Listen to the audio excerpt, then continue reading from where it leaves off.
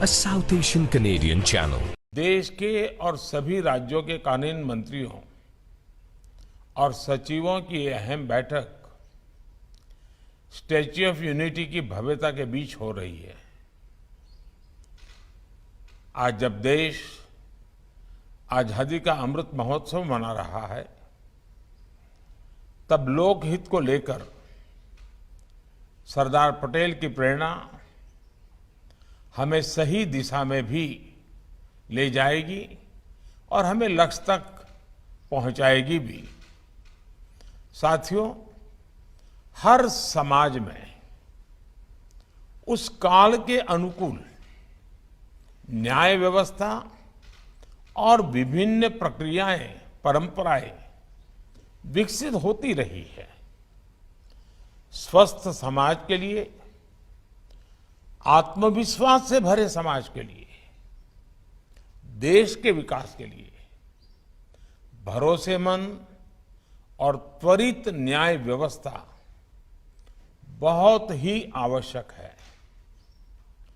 जब न्याय मिलते हुए दिखता है, तो संवैधानिक संस्थाओं के प्रति देशवासियों का भरोसा मजबूत होता है और जब न्याय मिलता है, तो देश के सामान्य मानवी का आत्मविश्वास भी उतना ही बढ़ता है। इसलिए देश की कानून व्यवस्था को निरंतर बेहतर बनाने के लिए इस तरह के आयोजन बेहद अहम है। साथियों, भारत के समाज की विकास यात्रा हजारों वर्षों की है। तमाम चुनौतियों के बावजूद भारतीय समाज ने निरंतर प्रगति की है, निरंतरता बनाए रखी है। हमारे समाज में नैतिकता के प्रति आग्रह और सांस्कृतिक परंपराएं बहुत समृद्ध है।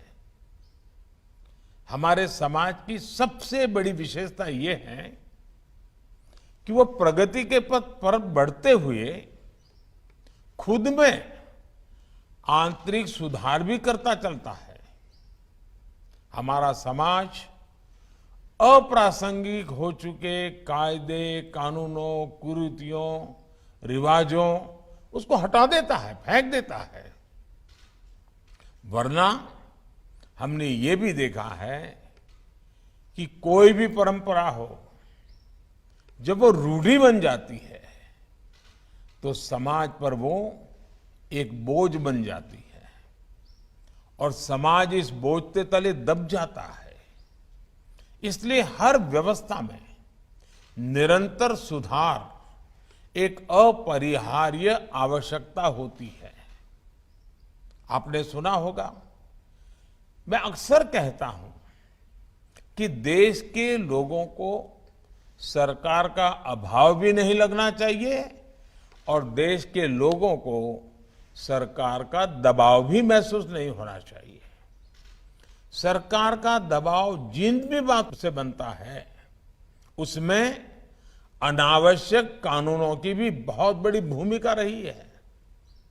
बीते 8 वर्षों में भारत के नागरिकों से सरकार का दबाव हटाने पर हमारा विशेष जोर रहा है। आप भी जानते हैं कि देश ने 1,500 से ज्यादा पुराने और अप्रासंगिक कानूनों को रद्द कर दिया है। इनमें से अनेक कानून तो गुलामी के समय से चले आ रहे हैं। इनोवेशन और ईज ऑफ लिविंग के रास्ते से कानूनी अड़चनों को हटाने के लिए 32,000 से ज्यादा कंप्लायंसेस भी कम किए गए हैं।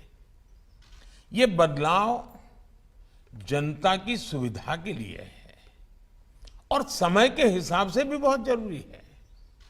हम जानते हैं कि गुलामी के समय के कई पुराने कानून अब भी राज्यों में भी चल रहे हैं।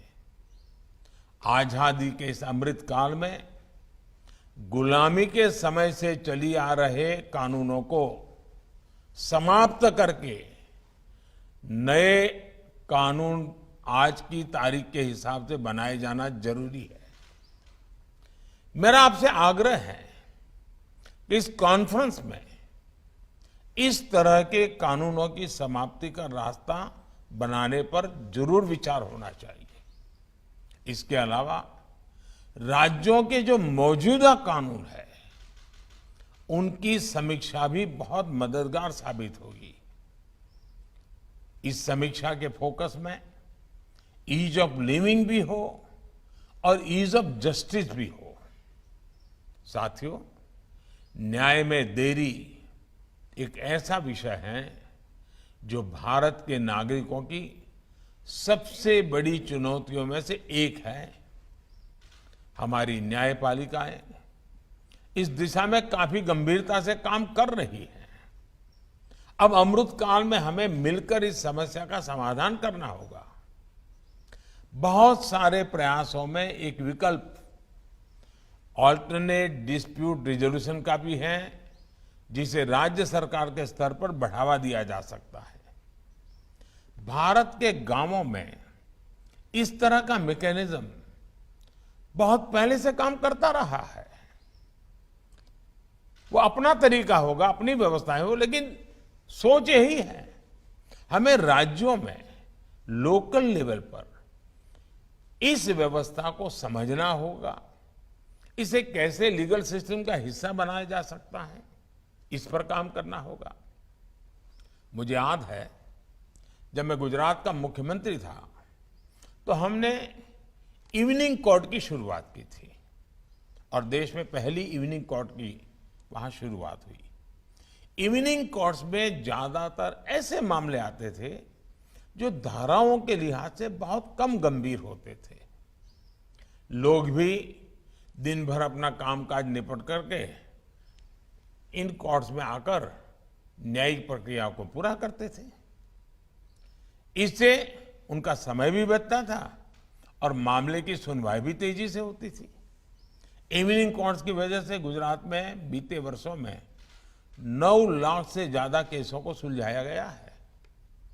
हमने देखा है कि देश में त्वरित न्याय का एक और माध्यम लोक अदालतें भी बनी हैं।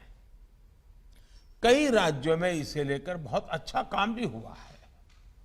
लोक अदालतों के माध्यम से देश में बीते वर्षों में लाखों केसों को सुलझाया गया है। इनसे अदालतों का बोझ भी बहुत कम हुआ है और खास तौर पर गांव में रहने वाले लोगों को, गरीबों को न्याय मिलना भी बहुत आसान हुआ है। साथियों, आप में ज्यादा लोगों के पास संसदीय कार्य मंत्रालय का भी दायित्व होता है, यानी आप सभी कानून बनने की प्रक्रिया से भी काफी करीब से गुजरते हैं। मकसद कितना ही अच्छा हो, लेकिन अगर कानून में ही भ्रम होगा, स्पष्टता का अभाव होगा, तो इसका बहुत बड़ा खामियाजा भविष्य में सामान्य नागरिकों को उठाना पड़ता है। कानून की क्लिष्टता, उसकी भाषा ऐसी होती है और उसकी वजह से, कॉम्प्लेक्सिटी की वजह से सामान्य नागरिकों को बहुत सारा धन खर्च करके न्याय प्राप्त करने के लिए इधर उधर दौड़ना पड़ता है। इसलिए कानून जब सामान्य मानव की समझ में आता है, A South Asian Canadian channel.